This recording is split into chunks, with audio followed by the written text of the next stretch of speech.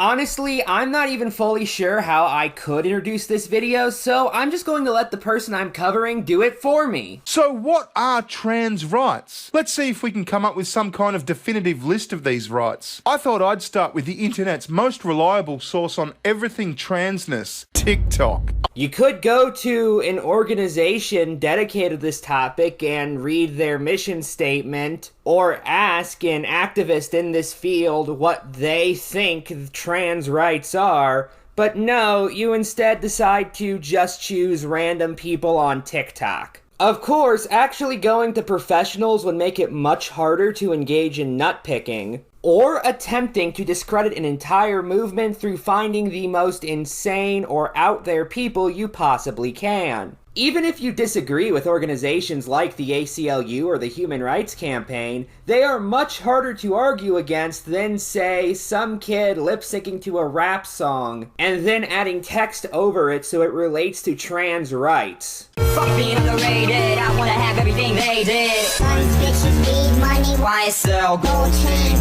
body, penthouse, helicopter. Oh, and in case you're curious, his only real argument against this TikTok is little more than just repeating its premise back to it sarcastically. Because, I mean, everyone else in society has the rights to respect, dating options, friends, popularity, a solid identity, acceptance, good mental health, wanting to live, and resources. But that's not the only tactic in Bering's book. When you hear somebody use the phrase 8th stage of genocide, he laughs, wonders what that is, and then mocks it for like a couple of seconds before moving on. And no trans people aren't being genocided, let alone the 8th stage of What the fuck is the 8th stage of genocide? Oh, I've killed you 7 times now. One more should do it. Then you're fucked. I like how he goes from saying it's especially not this thing to saying he has no idea what said thing is over the course of a couple of seconds.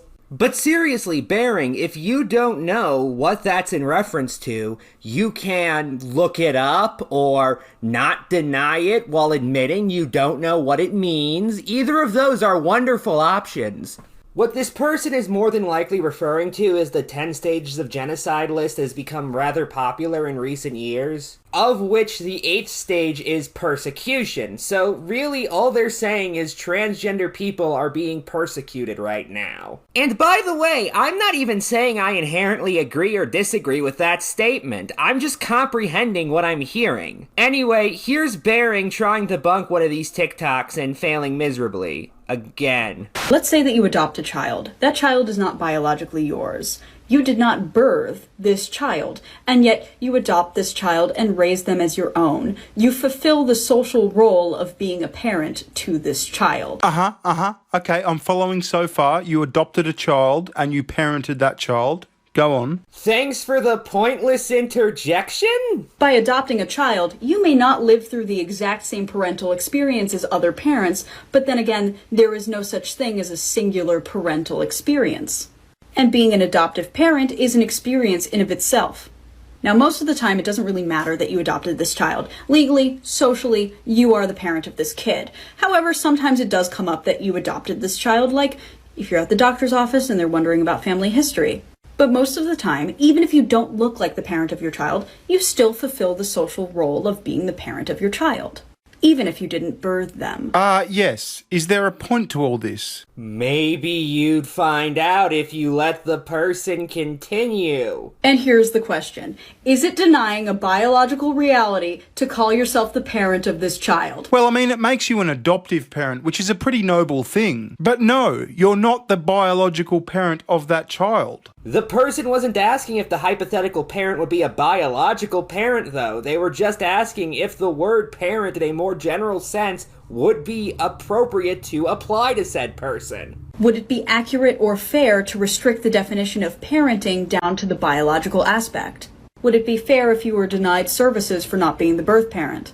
If somebody were to argue that technically you're not a parent because you didn't actually birth this kid, so you can't call yourself a parent, they would be an asshole. Biologically speaking, they may have a point, but it doesn't really matter socially.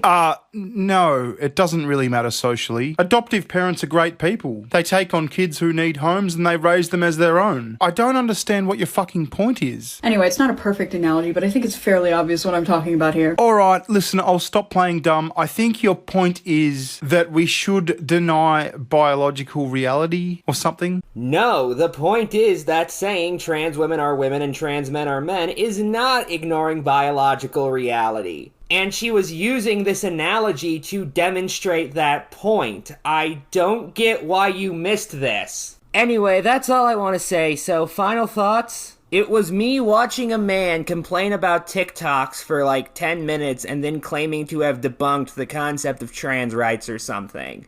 Good night and good luck.